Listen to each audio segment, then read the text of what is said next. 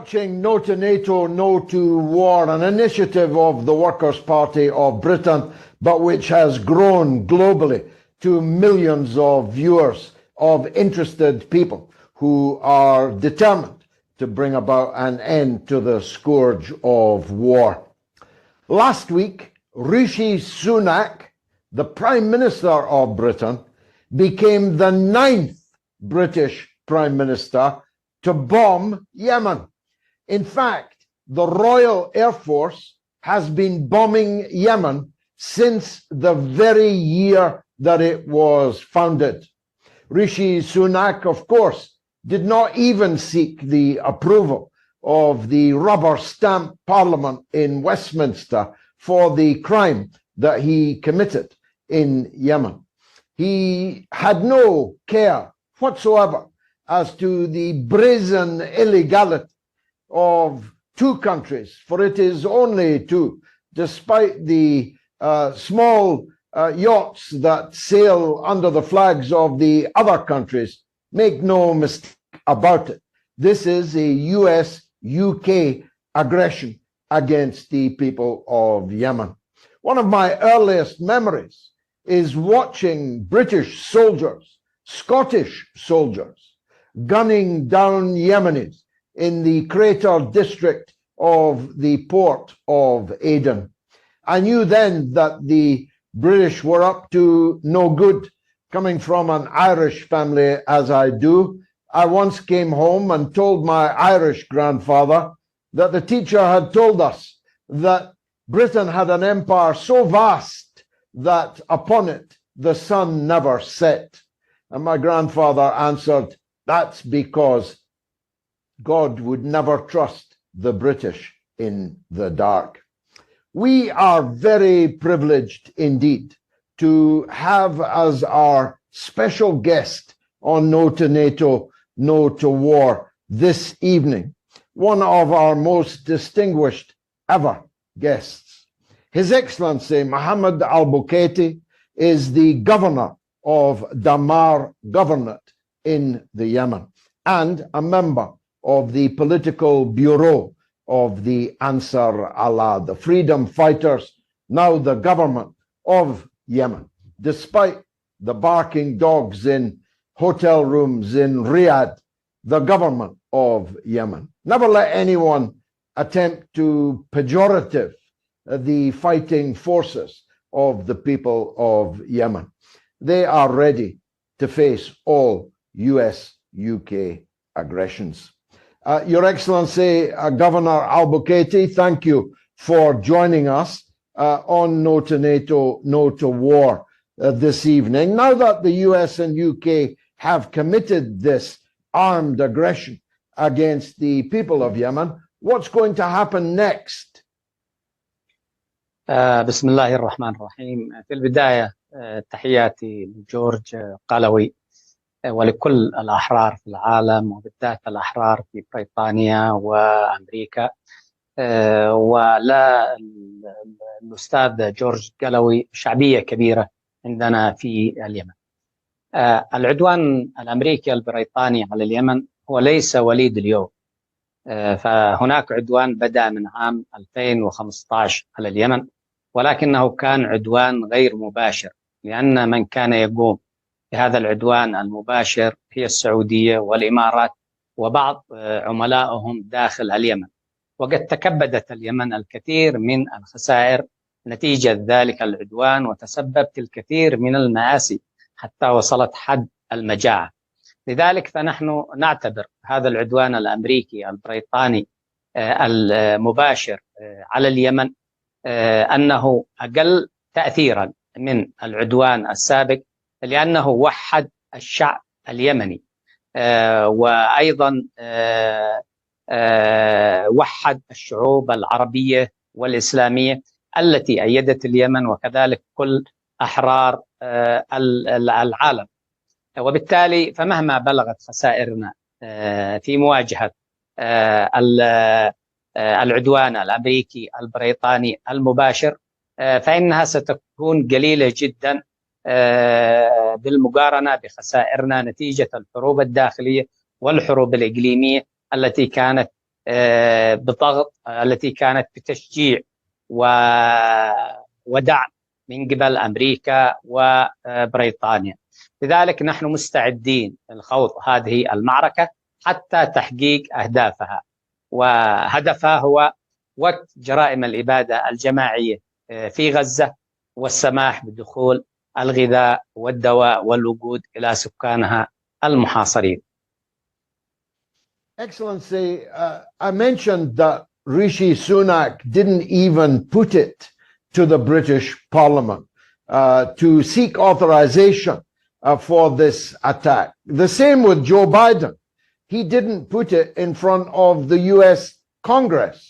So both of them are actually acting illegally, even under their own country's laws, never mind international law. What does that tell you about democracy in the US and the UK?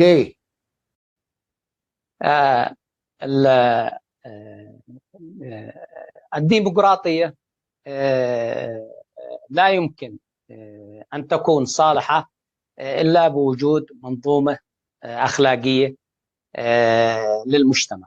وللأسف الشديد أن المنظومة الأخلاقية التي حكمت الدول الغربية من بعد الحرب العالمية الثانية قد ضعفت نتيجة للانتهاكات التي ارتكبت من قبل الولايات المتحدة الأمريكية وحلفائها في الكثير من البلدان، وهذا انعكس بشكل سلبي على المنظومة الأخلاقية الحاكمة في أوروبا. وعندما ضعفت المنظومة الأخلاقية فبالتالي أن العملية الانتخابية أو الديمقراطية قد تكون سلبية ومدمرة. لماذا؟ لأنها قد تدفع بالأكثر تشددا إلى سدة الحكم، وهذه المخاطر أصبحت موجودة في أوروبا، وهي نتيجة لضعف المنظومة الأخلاقية نتيجة السياسة الخارجية لأمريكا والتي قادت المنظومة الأوروبية لفترة طويلة. لذلك مثلا نلاحظ أن العملية الانتخابية في الكيان الصهيوني تقوم على جماجم الفلسطينيين، وأصبحت فرص الشخصيات المعتدلة في الكيان الصهيوني للوصول إلى السلطة والذين لهم رؤية استراتيجية تكون في صالح استمرار هذا الكيان، أصبحت فرصهم في الفوز معدومة، وأصبحت الفرصة متاحة للأكثر تشددا. وبالتالي فإن المشكلة هي في ضعف المنظومة الأخلاقية. لذلك نلاحظ أن قرار العدوان على اليمن سواء من قبل الرئيس بايدن أو من قبل سوناك لم يكن هذا القرار مبررا ولم يكن أخلاقيا، أيضا لم يكن في صالح أمريكا وبريطانيا، لأن الدافع لبايدن والدافع للسوناك هو الاحتياجات الانتخابية. لذلك اتخذ قرار خاطئ حتى لا يتسق مع المصالح الأمريكية والبريطانية، لأن هذا القرار في النهاية قد أدى لدخول الولايات المتحدة الأمريكية وبريطانيا في مواجهة مباشرة مع اليمن، وهذه المواجهة المباشرة ستتسع إذا ما استمرت لتكون مباشرة مع محور المقاومة، وستكون أيضا مباشرة مع كل الشعوب العربية والإسلامية الذين توحدوا خلف القرار اليمني. لذلك نحن ننصح النخبة الحاكمة التي سيطرت عليها الصهيونية في الدول الغربية لمراجعة حساباتها، وعليهم أن يدركوا أن سعيهم لإشعال الحرائق في بقية العالم سيؤدي في النهاية إلى انتشار الحريق إلى داخل الدول الأوروبية، ليس بالضرورة عبر أسلحة خصومهم، ولكن ضعف المنظومة الأخلاقية سيؤدي في النهاية إلى تحويل الديمقراطية إلى أداة للتدمير بدلا من الاستقرار. Excellency, everybody knows that you merely applied economic sanctions on those supplying or taking goods from the genocidal regime of Netanyahu. Is that the only reason that Yemen has become the victim of this aggression? Is it just to punish you for standing up for the poor people of Gaza being murdered every hour, dozens of children and women and men? Is it only that, or is there a second agenda for these Western powers? Do they have other ambitions in Yemen other than stopping your perfectly legitimate and indeed noble sanctions against Israeli shipping in the Red Sea? مظلومية الشعب الفلسطيني هي أقسى مظلومية في هذا العصر، ومن يقف خلف هذه المظلومية هي أقوى دولة في العالم وأقوى تحالف، ممثلا بالتحالف الغربي بقيادة الولايات المتحدة الأمريكية. وبالتالي الوقوف مع هذه المظلومية هو أمر واجب، ولكنه يدخل أي طرف يتبنى هذه المظلومية في صدام مع أقوى دولة أو أقوى تحالف في العالم في هذا العصر. لذلك نحن نقول وبكل ثقة أن العدوان على اليمن الذي بدأ في عام 2004 بالضغط على الرئيس السابق علي عبد الله صالح بشن الحرب الأولى عليه، وأيضا العدوان على اليمن في عام 2015، كان السبب هو أن الشعب اليمني أو أنصار الله قد جعلوا قضية فلسطين قضيتهم الأولى. لذلك احتشد الباطل في العالم كله بقيادة أو بإدارة العصابة الصهيونية الحاكمة في لندن وواشنطن بالعدوان على اليمن، واستنفروا العالم. لذلك إذا كان حملنا لقضية فلسطين من ناحية نظرية ومن ناحية شعبية قد أدى إلى هذا العدوان على اليمن، فكيف سيكون الحال عندما نتدخل إلى جانب إخواننا في فلسطين؟ وبالتالي نقول بأن الهدف من عملياتنا العسكرية في عمق الكيان الصهيوني أو عملياتنا البحرية في البحر الأحمر والعربي، الهدف منها هو وقف جرائم الإبادة الجماعية في غزة، وأيضا السماح بإدخال الغذاء والدواء والوقود إلى سكانها المحاصرين. وعندما تتوقف تلك الجرائم ويرفع الحصار عن غزة، سنوقف كل عملياتنا سواء في العمق الصهيوني أو في البحرين العربي والأحمر فورا وبشكل تلقائي. ولكن إذا ما استمر العدوان على اليمن فنحن سنستمر في المواجهة، ونحن على ثقة بتحقيق النصر، لأننا نتوكل على الله سبحانه وتعالى. صحيح أن أمريكا وبريطانيا لا يدركون حقيقة الوعود الإلهية بالنصر، ولكن نقول لهم عليكم أن تراجعوا تاريخكم في العدوان على اليمن. فلولا أن أمريكا تدخلت وشنت علينا الحرب الأولى في صعدة عام 2004 عبر الرئيس علي صالح، لما استطاع اليمن أن يحقق ثورة 2014 التي أدت لطرد السفير الأمريكي من صنعاء الذي كان هو الحاكم الفعلي لليمن، وأيضا طرد المارينز الأمريكي من صنعاء، وإخراج اليمن من الفلك الأمريكي إلى دول محور المقاومة. أيضا لولا العدوان الأمريكي البريطاني السعودي الإماراتي على اليمن في عام 2015 لما استطاع اليمن أن يقوم بهذا الدور الكبير في نصرة إخواننا في فلسطين. وكما أن أمريكا وبريطانيا قد ندمت على عدوانها السابق، على اعتداءاتها السابقة علينا، فإنها ستندم أكثر على هذا العدوان، وسيكون هذا العدوان على اليمن إذا ما استمر هو أكبر خطأ تاريخي في تاريخ أمريكا وتاريخ بريطانيا. Excellency, as you know, the people of Gaza have millions, hundreds of millions of friends all over the world, and all of them now love Yemen also. You are a member of the political bureau of the most popular people's army anywhere in the world right now. What would be your message for the people of the United Kingdom and the United States of America in the wake of this new aggression? رسالتي للشعب الأمريكي والشعب البريطاني هو أننا لا نعادي الشعب الأمريكي ولا الشعب البريطاني، وإنما عداءنا هو للنخبة الصهيونية الحاكمة في واشنطن ولندن، والتي تسببت في الكثير من المآسي في العالم، سواء في جنوب أفريقيا أو في منطقة الشرق الأوسط وأفريقيا أو في آسيا أو في شرق آسيا أو حتى في أوروبا.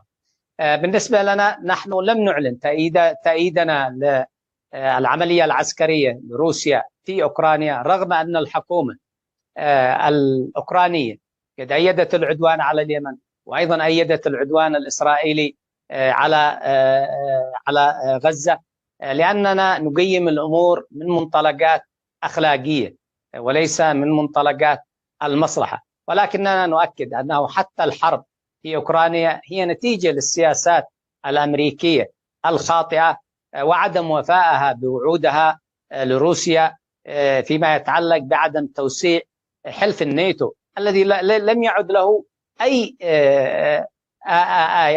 مبررات منطقية وأخلاقية للاستمرار أو للوجود.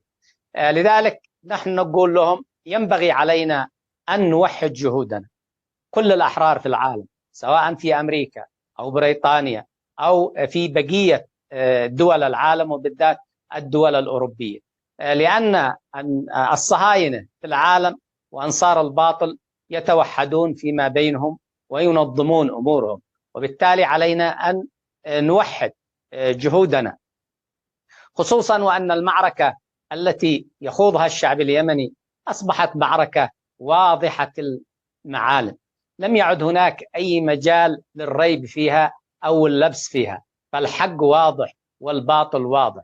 ونحن نؤكد أن هذه الحرب هي حرب فريدة من نوعها، لأن ساحتها الأخلاقية والقيمية أهم وأشمل من ساحتها العسكرية. واليمن وكذلك الفلسطينيين قد استطعنا أن ننتصر في هذه الحرب الأخلاقية، ولأن الانتصار في جبهة الوعي هو أهم بالنسبة لنا من الانتصار في الجبهة العسكرية. واليمن قد انتصر في جبهة الوعي من أول جولة وفي أول اشتباك مع القوات الأمريكية وبالضربة القاضية، حيث أن العالم اليوم أصبح أمام خيارين: إما أن يقف إلى جانب من يسعون لوقف جرائم الإبادة الجماعية ويسعون لفك الحصار عن غزة من أجل إدخال الغذاء والدواء والوقود لسكانها المحاصرين الذين يعانون اليوم من الجوع، وليس اليمن وحده يقف مع هذه المطالب، العالم كله يقف مع هذه المطالب. وبالتالي العالم أصبح مخير، أما أن يقف مع هؤلاء أو يقف إلى جانب من يرتكبون جرائم الإبادة الجماعية أو من يدعمهم أو يحميهم. وبالتالي نحن نعتبر أن الانتصار في معركة الوعي أهم من الانتصار في المعركة العسكرية. وحتى المعركة العسكرية نقول للإدارة الأمريكية وكذلك للإدارة البريطانية أنكم غير قادرين على الانتصار فيها، لأن القوات المسلحة اليمنية لا زالت تفرض حصارا على مرور السفن الإسرائيلية ولم تستطيعوا أن تحققوا أي هدف في هذا المجال. أضف إلى ذلك أن بريطانيا وأمريكا بهذا التصرف قد حرمتا نفسيهما من الملاحة البحرية في البحر الأحمر والبحر العربي، وبالتالي ستخسر العصابة الصهيونية الحاكمة في واشنطن ولندن معركتها، سواء في جبهة الوعي أو في الجبهة العسكرية. And a final message, Governor, to the people of Gaza from Ansar Allah. ورسالتنا إلى إخواننا في غزة أننا سنستمر في منع دخول السفن الإسرائيلية عبر البحر الأحمر أو عبر البحر العربي، وأيضا ستستمر عملياتنا في عمق الكيان الصهيوني حتى يتوقف هذا العدوان، والعدوان الأمريكي البريطاني المباشر على اليمن أو ضمنا أو وضعنا في قائمة الإرهاب لن يؤثر على قرارنا، وخصوصا وأن أمريكا قد حاولت إغراءنا عندما أدركت أنها لن تستطيع تخويفنا، حيث قاموا وعرضوا علينا على حكومة صنعاء، عرضوا علينا الاعتراف بحكومة صنعاء وكذلك التخلي عن أدواتهم في المنطقة والداخل مقابل أن نوقف عملياتنا العسكرية، ولكننا رفضنا ذلك. ونؤكد لكم بأن صمودكم في مواجهة الصهاينة قد حقق لنا الكثير من المكاسب، ومهما ضحينا من أجلكم فنحن نشكركم، لأنه لولا صمودكم لما توحد الشعب اليمني ولما توحد العرب وتوحدت الأمة الإسلامية ولما تحرك كل أحرار العالم. وهناك اليوم صحوة، العالم يشهد صحوة كبيرة، وذلك بفضل صمودكم. نحن نعرف أن خسائركم كبيرة جدا ومعاناتكم كبيرة جدا، ولكن إن شاء الله بعدها سيتحقق النصر بفضل صمودكم.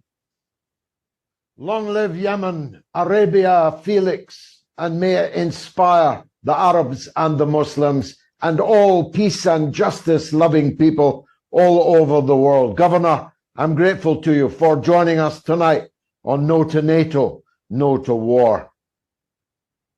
شكرا لك ولكل أحرار العالم، ولكم شعبية كبيرة في اليمن، وهذه فرصة لن تكون الأولى ولن تكون الأخيرة من أجل التواصل فيما بيننا. Thank you so much. شكرا لك. Well, a pretty extraordinary interview.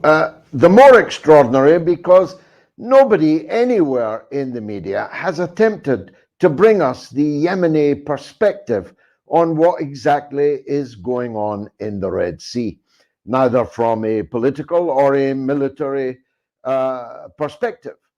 Joe Biden was asked today if his attacks on Yemen were proving successful or were working. He said, working? Well, are they stopping the Houthis, as he called them? No. Will they continue? Yes.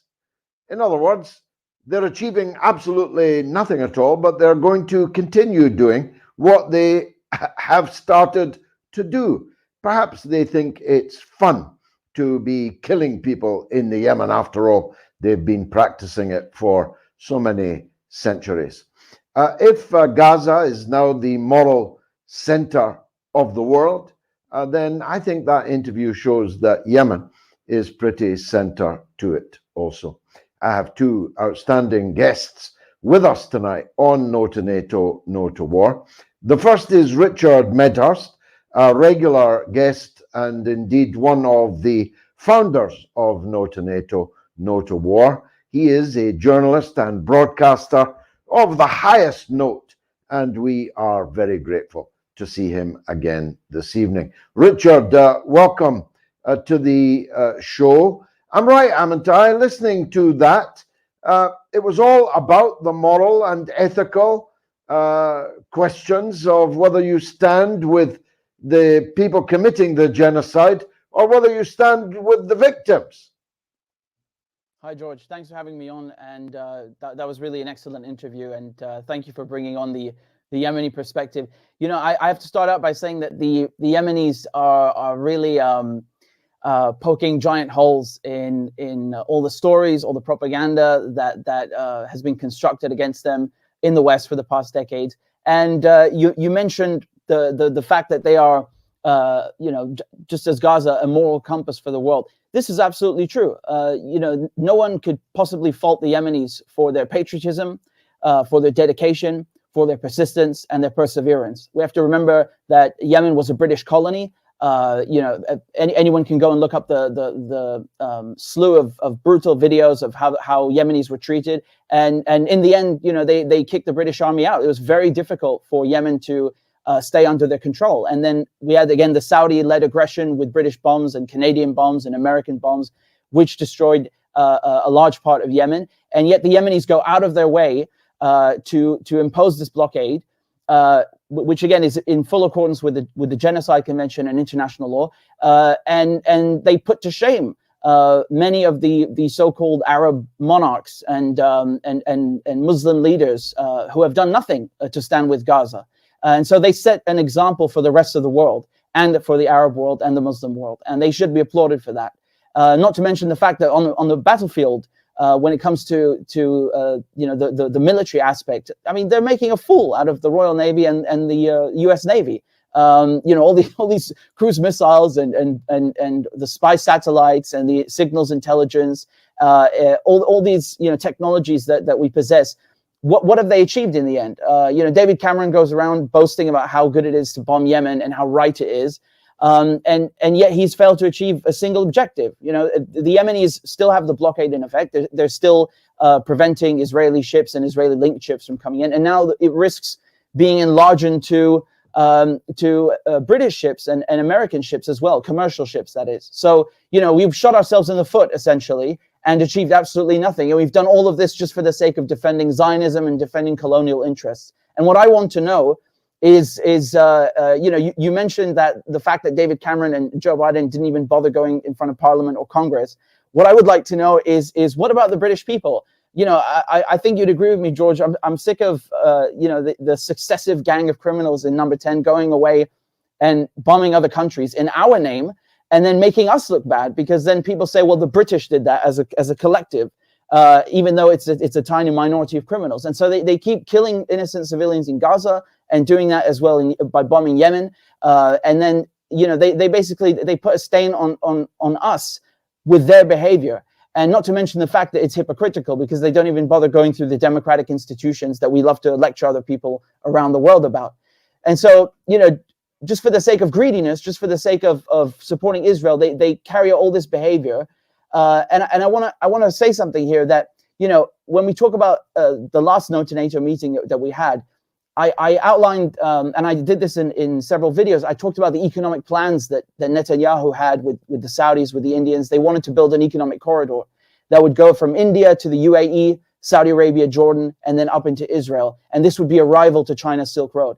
And the irony of all this is that Yemen have now sabotaged this completely. And they've also sabotaged any plans of turning Gaza into this Ben Gurion canal, which would be a rival to the Suez Canal. Because even if the Israelis would somehow liquidate all of Gaza, which it seems they're intent on doing, and build this canal, it would be completely defunct and useless, because Yemen have blocked off the Red Sea and the Arabian Sea from connecting to the Mediterranean. And so we really have to applaud them, because not only on a moral footing, but also from a military point of view, but a geostrategic point of view, they are succeeding in all of their goals. And they are truly a popular army, and the most popular one across the world, not just inside of Yemen. And so they should be applauded for this, because they are upholding their own values, and they're upholding the international law that we claim to uphold for us. Two significant things happened today. Well, more than two, but let me focus on two significant things that happened in Palestine today. First of all, Netanyahu said something that would have got him arrested, presumably in London, that from the river to the sea, there will only be Israeli sovereignty. It doesn't quite have the ring of its alternative or its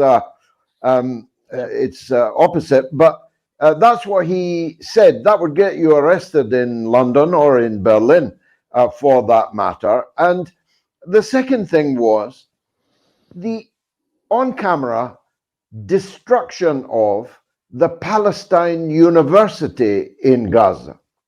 Now, this university was protected by all the laws of war, protected by the Geneva Conventions, There was no conceivable military reason for doing it. Israeli soldiers have been occupying it for many weeks, actually for 2 months. And then they destroyed it with 315 bombs, and they filmed themselves doing it. This was an act of genocide on camera, whilst the judges at the ICJ are weighing up their verdict. How brazen is that, Richard? It's frankly disgusting, George, and I know precisely what you're referring to, the video. And there's a United Nations Special Rapporteur who referred to this as educaricide, basically the assassination or the killing of learning. And I'm sure you recall during the ICJ proceedings that you referred to, they talked about the effect that this has, that Israel's war has on Gaza's future, not just right now on people's mental and physical well-being, but what about the future generations? How will they grow up? How will they get an education? How will they study? Because remember, Gaza, has an extremely bright population, not to mention a young population. And so their success is certainly at stake here, not to mention their lives, of course. And during the ICJ proceedings, they talked about how you've had hundreds of deans, teachers, academics, scholars that have already been killed in Gaza. So the people that are responsible with bringing up, educating, and raising the current and future generations of Gaza have been killed off by Israel, which again is not only a crime against humanity, it's a crime against civilization itself, because you're ensuring that education and learning do not continue, that they cease. And then, of course, the fact that 60% of the schools in Gaza have been shut down, that whether they've been damaged or completely destroyed, it doesn't matter. The point is that people are not going to those schools anymore. And then, of course, this sick, snuff video that you referred to, where they blowing up a university, the University of Palestine. It never ceases to amaze me how Israelis love incriminating themselves. I think it's a mix of arrogance and also just this mafia-like air about them, because they know that they can get away with this. No one is going to hold them accountable. There's a British Israeli soldier who just came back from Gaza.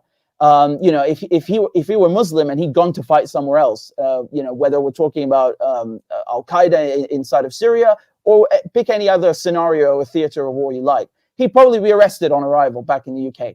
But because this man is Jewish and he's Israeli, the fact that he's gone to a theater of war where a genocide is being committed, he gets carte blanche and he just walks around free and goes to give talks to Jewish boys so he can indoctrinate them with this sick Zionist thuggishness. And so I think it's disgusting that they've filmed themselves going through people's things, blowing up schools, blowing up people's houses.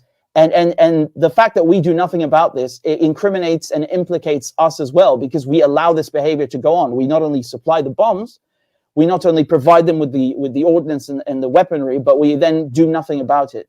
And when Netanyahu, you talked about his statement about from the river to the sea, I find this very ironic. I also noticed that too, the fact that he can get away with this, but if you or I said this, we'd probably get arrested, and many people have been arrested. And so this illustrates, once again, it highlights the double standard, it highlights the hypocrisy, and it shows you that every Zionist accusation is always a confession. Thank you, Richard. We'll come back to you. I'd like to bring in our second guest, Thomas Fazi, a writer, a journalist, and a socialist, and a broadcaster of Note. Thomas, thanks for joining us. You saw the interview with the member of the Politburo of Ansar Allah. I was rather impressed by him. What about you? Absolutely, it was rather extraordinary. But I would say more in general, what Ansar Allah and the Yemenites are doing at the moment, I think will go down in history as a crucial historical turning point in the modern era. I mean, here we have one of the poorest countries in the world taking on the world's most powerful military, the US and NATO in a larger sense, and succeeding. As has been mentioned already, the U.S. NATO response has been a complete failure. The fact of the matter is that the U.S. Has no means of stopping the Yemenite blockade, short of a full-blown ground invasion of Yemen, which would be, of course, disastrous for the U.S. As well. And they know it very well. And so here we have this extraordinary situation where the U.S., formerly the world's so-called policeman, in fact, I would say the world's mafia boss, is completely unable to impose its will in a region that for a long time it has considered to be it's one of its courtyards, and where it effectively dictated the rules for a very long time. Clearly that is no longer the case. And so what we're witnessing points to a much bigger story, and that's the terminal structural decline of the U.S. imperial system, which has been happening for some time now, but has really been turbocharged over the past 2 years, especially since Russia's invasion of Ukraine, with the NATO support for Ukraine completely backfiring against the West, with Russia and China actually increasing not only ties among themselves, but also their ties with the rest of the world. So what we're witnessing is effectively, I would say, a global uprising against the Western-led international order, and especially the US-led international order. And it's extraordinary. The Yemenites are at the forefront of this struggle. But then you have all the other actors around, which, if we look at, for example, the OPEC countries, the Gulf states, if we look at Saudi Arabia, formerly one of America's strongest allies in the region, who is effectively sitting this war out. I mean, they've been bombing Yemen. They've been at war with Yemen for almost a decade, and yet they've chosen to stay out of this conflict. They haven't followed the US in their military response to Ansar Allah, and in fact, they've criticized the US for its actions and have called for restraint.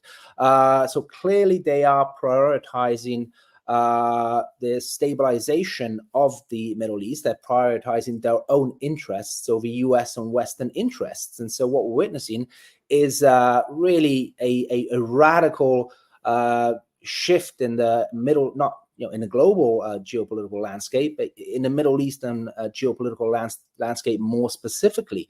So it's really quite extraordinary. We're witnessing history in the making, I would say. I was struck by the sophistication of the governor's angles that he was taking. I mean, we're always told that they call them Houthis, they call them rebels. We're led to believe, they want us to believe, that they're obscurantist fundamentalists. But he was from the Politburo of Ansar Allah, taking a remarkably universalist perspective on all of this. He was quite clear. He was not against the British and American people, not against the people of any Western country. He located the whole thing in anti-imperialist, anti-colonialist terms, didn't he? Absolutely, absolutely. I mean, that's the really striking aspect of all this, is that on the one hand, you have the US and the West formally standing in defense of this rules-based order, which in fact, is clearly evident to everyone now to be simply a US rule-based order, an order where the US, was took upon itself the right to do essentially whatever it wanted, sure in the fact that it would face no consequences. And that is that US rule-based order has brought chaos and destruction, not just to the Middle East, but in many regions of the world. And then you have these so-called rebels, these so-called terrorists, or these so-called tyrannical or rogue nations that are in fact doing nothing more than standing up for the international order. I mean, the Yemenites have been very clear about the fact that what they're doing is upholding the Genocide Convention. Then you have countries like Russia and China. What all they're saying is let's return to a truly international law-based order, not a Western rule-based order. And so you have this complete, I would say, reversal where, in fact, it's like that meme, are we the baddies? Well, it turns out we are the baddies. And those groups and countries that we've been describing as terrorists, rogue states, etc., and are, in fact, the ones that are standing up for a much more just, for a much more rule-based, legal-based order. So it really is quite extraordinary, and I think it's been great to have the Ansar Allah speaker on the show, because we never get to hear the other side in Western media.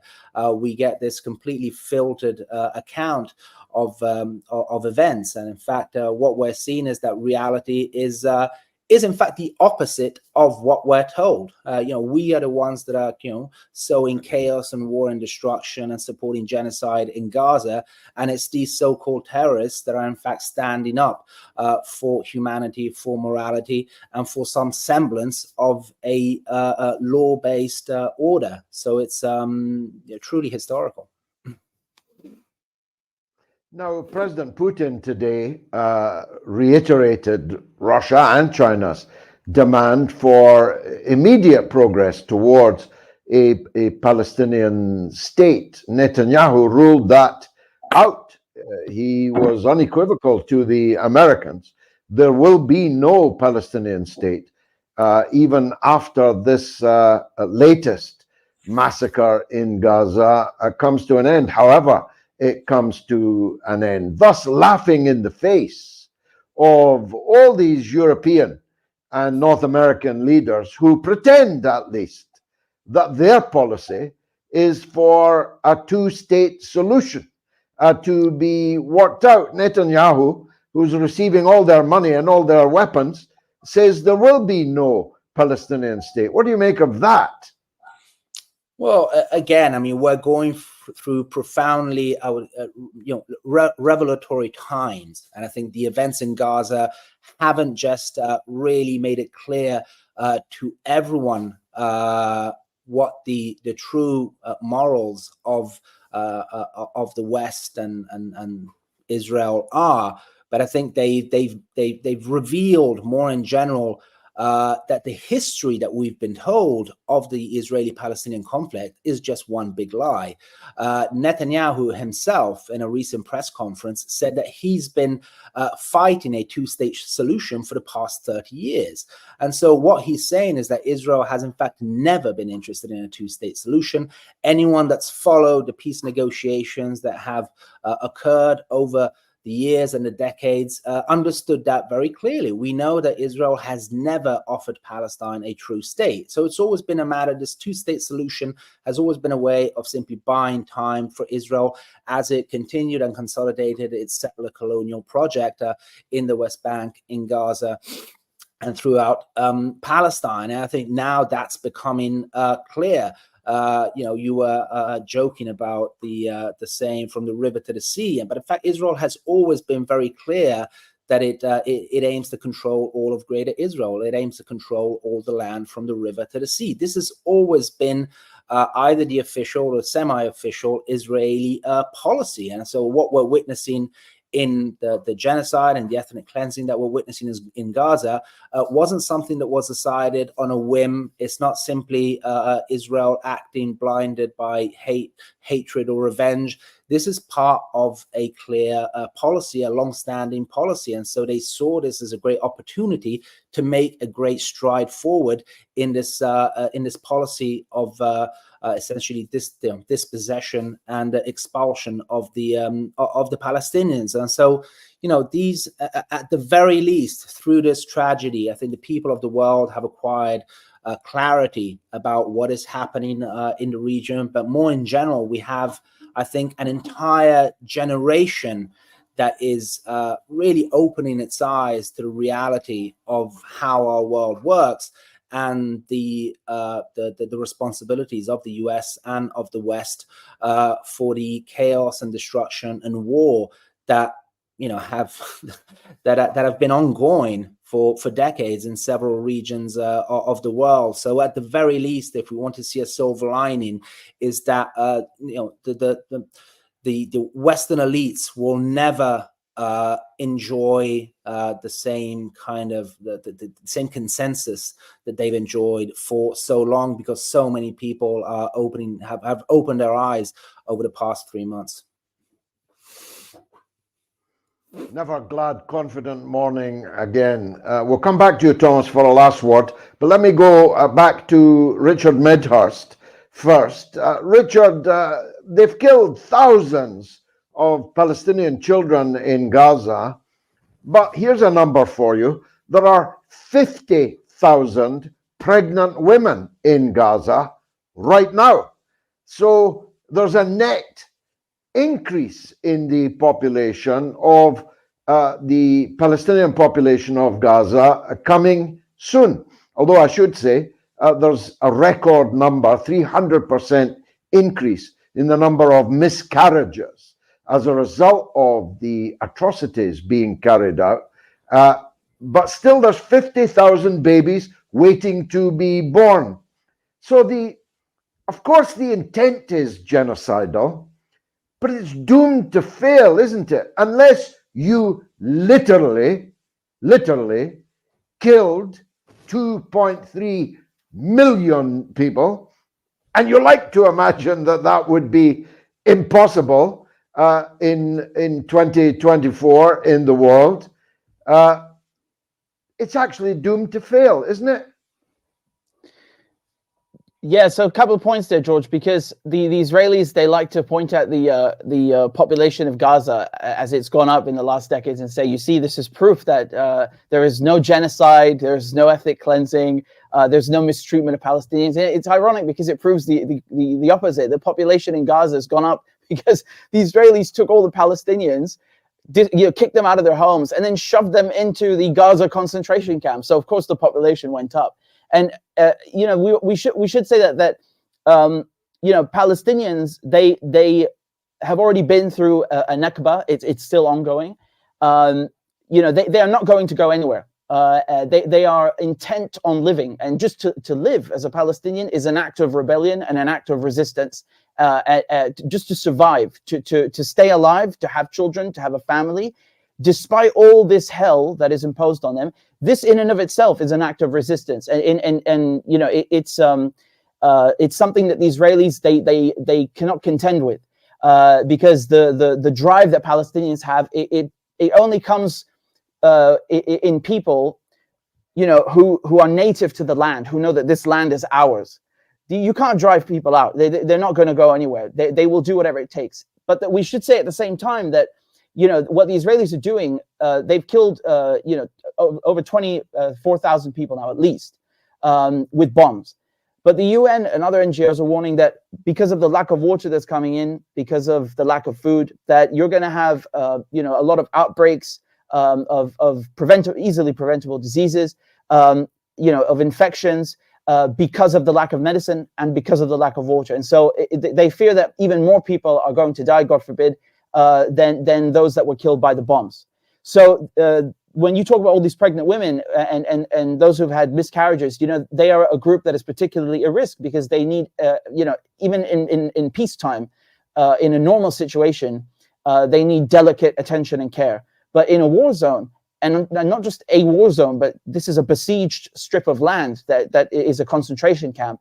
As you said, the miscarriages have gone up by 300%. I mean, it is a genocide by every quantifiable measure and metric. So the fact that this is happening in broad daylight in 2024, and we are still having to argue with Zionists about whether it's happening or not is shocking to me, because we've never had a more well-documented genocide and seen it live as it began. And the thing is that Annalena Baerbock, who's the German foreign minister, you know, she likes to pretend that she's a feminist, as do many people in the West. But when it comes to women from Syria or women from Palestine who have, you know, have drowned in the Mediterranean Sea trying to run away from Western wars, or had their children drown alongside them, or who are having miscarriages right now in Gaza, or who can't feed their already born children, they don't seem to care about these women. And you know, I find this really shocking and disrespectful and insulting, and it's hypocrisy of the highest order. And actually, Baerbock was confronted while she was giving a speech about feminism by people saying, "Where's your sympathy for the Palestinian women in Gaza and their children and their plight and their struggles as mothers in a war zone?" We should remember that Germany, you know, it's not like she's just idle. Germany is the second country you know, it's the country that's giving Israel the most weapons after the United States. So she is playing an active role in killing those women, as are many other European and Western countries. And so we need to remember that when we talk about the rights of women and when we talk about feminism, because these are the women that are the most at risk and are put in the most precarious situations on the planet and struggling the most. And yet no one talks about them. Brilliant. Richard Medhurst, as always, thank you for your contribution to No to NATO, No to War, right from the very first day of our existence. Thomas Fazi, you're a man of the world, you're a European man of the world, and an intellectual of note. The point that Richard was implicitly making there grabbed my attention. That all over the world, not just Baerbock, who before all this began would have defined herself as a progressive, as a green, as a feminist, and of course there are many like her in all European countries, and some of them in government, some of them in parliament. I mean, these are people, by the way, in Europe who were so scandalized by the ugly, vulgar behavior and language of Donald Trump that they could not bear to gaze upon him. And yet they are able to look away entirely at the slaughter of women and children, thousands upon thousands of them, without saying jack. Never mind, you know, the campaign for sanitary protection, to be free of value-added tax in Britain and so on. What about the women in Gaza? Don't even have a toilet to go to. It doesn't seem to have pulled any heartstrings for the European so-called liberal, so-called progressive, so-called left. Absolutely. I mean, the hypocrisy is absolutely disgusting, but it's something that we've been seeing for some time now. The weaponization of progressive causes in the name of imperialism. That's something that's been ongoing for quite some time. You know, the West has always tried to cloak its own imperial interventions in a you know, in a humanitarian vest. So it's various wars of aggression were, you know, always done in the name of democracy, Iraq and so forth. And now they've expanded their progressive toolbox. Now it's not just in the name of democracy. Now they're justifying chastising China in the name of the rights of minorities. They're justifying intervening in unruly countries because supposedly they don't respect you know, human rights, and so on and so forth. And so what we've seen and what we're witnessing and what we've been seeing for quite some time is in fact the co-opting of progressivism in the name of empire. So what we have now is this kind of woke imperialism. I think Baerbock herself coined the term you know, feminist foreign policy, but of course the hypocrisy of that is being laid bare in Gaza and elsewhere. And I think you know, the position of European governments is, if possible, even worse than America's, because at least America can tell itself that it is pursuing some, criminal, misguided notion of its imperial national interest, and of course that's failing on its own terms as well. But when it comes to Europe, what we're seeing is essentially an entire continent, at least when it comes to its political class, that has become nothing more than an appendage of U.S. imperial power, to a great cost to Europe itself. Look at the the economic blowback of the proxy war in Ukraine for Europe. America, in the short term, can be said to have benefited in some respects. It's definitely not benefiting in the wider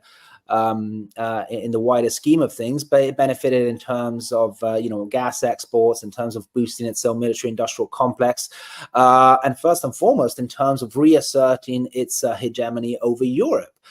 Europe has absolutely nothing to gain from these supporting these criminal imperial ventures. I mean, it's I find it very ironic that now we have large, most people on the right and even the far right supporting the Zionist aggression in Gaza without and even supporting the very explicit plans for the ethnic cleansing of the Palestinians from Gaza, without stopping to think for a moment that if the Israelis were to achieve their aims, were to succeed in expelling large amounts of Gazans from Gaza, sending them to Egypt and other countries, that would of course create a huge influx of immigrants to Europe. One of the things that they